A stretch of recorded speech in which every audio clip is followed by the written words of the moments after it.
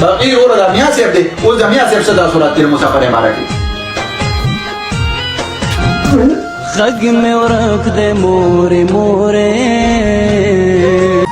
یاره روزانه نن سبا د خلکو په سوشل میډیا باندې یو غوغا شروع کړي چې یاره مسافر لاندې مسافر باندې مسافر اخو مسافر دی خو تاسو په مسافرۍ کې خوشاله یې که خفه یې یاره زه په مسافرۍ کې دومره خوشحاله یم که نه لکه څونه چې د واده په لومړۍ ورځ باندې د واده زلمی خوشحاله یم او وروسته خو داسې بیا پته ده تش غم دی دویمه خبره مسافري د نرانو کار دی رانه بېغیرته د لګانو کار نه دی سبب یې مولا څه وایي دا د ننه کود دی د لوګانو کار نه دی پوه شوې او دا د ملو کار نه دی او نه دا د ټرلو کار دی پوه شوې مسافري د نرانو کار دی د غیرتیانو کار دی یو سړی په ځان باندې تکلیف تېروي او شل کسان د هغه په سر باندې هلته کښاني کوي نو مسافري او مسافر چې کومه قرباني ورکوي هغه په دې دنیا باندې هم د دې اجر میلاویږي او په هغه دنیا باندې هم هغه اجر میلاویږي ځکه چې هغه د شلو کسانو د 10 کسانو د 50 کسانو خېټه ساتي نو ورو مسافري نرانو کار دی او باقي چې کوم دی نو دا ماشوم هلک دی دی به درته وایي بله ورځ راغلی دی لکه څه به یې ته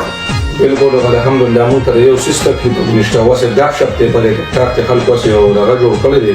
او هېڅ خبره داسې نشته او نه مونږ ته شکر داسې تکلیف شته او نه تاسو ما ته ده ووایئ چې دا مسافر په کلي پسې خفه وي که نه او د دوی زړه چوي نو تاسو چېرته داسې مسافر لیدلی چې هغه راغلی او په مسافرۍ کې کمزوری شوی دی وروره سړی چې خفه وي نو کمزوری شي په ایماندارۍ چې سړی یې من غټېږي چې وګورئ مخې ګناټي کړي وي چې دې ځای نه ځي دغه خټکو مګه دی نه جوړوي او موږ وایو وروره وایم داسې دی او هغه شان دی باقي وروره د میا صاحب دی اوس د میا صاحب څه دا صورت تیر مسافر اماراتي خگ میں ورک دے مورے مورے ریکارډینګ دی خو خوشحاله یم په ایمان دومره خوشحاله یم که نه په خبرې د جوړاګانو بېزت ته لاړ